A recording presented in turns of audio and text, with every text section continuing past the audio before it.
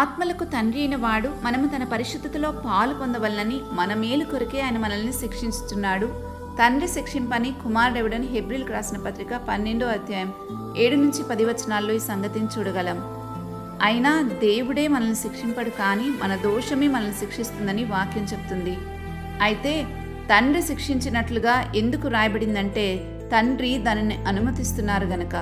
కారణం, లోకముతో పాటు మనకు శిక్షావిధి కలగకుండానట్లు ప్రభువు చేత శిక్షించబడుతున్నాం. తండ్రి అయిన దేవుడు తన కుమారులై ఉన్న వారిని గురించి వారు పాపం చేసినడలా నరుల దండముతోనూ మనుషులకు తగిలి దెబ్బలతోనూ వారిని శిక్షించును, కానీ వారికి తన కృప దూరము చేయను అని చెప్పారు. ఎందుకంటే దేవుడు మనతో వాగ్దానం చేశారు, పర్వతాలు తొలగిపోయినా మెట్టలు తత్తరిల్లినా నా కృప నిన్ను విడిచిపోదు, సమాధాన విషయమైన నా నిబంధన తొలగిపోదు అని. కాబట్టి మనం ఆత్మలకు తండ్రి అయిన వానికి లోబడి బ్రతకవలెను కదా అని వాక్యం సెలవిస్తా ఉంది.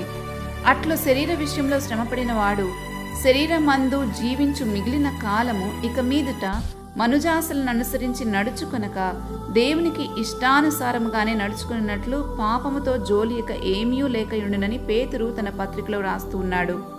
రెండవ మరణం నుంచి తప్పించబడి దేవుని పరిశుద్ధతలో పాలు పొందుకోవడానికే మనము మన దోషముల వలన కలిగిన శిక్షావిధికి లోబడుతున్నాము. అది నీతియను సమాధానకరమైన ఫలమిస్తుంది. అది మనకెంతో మేలు చేస్తుంది.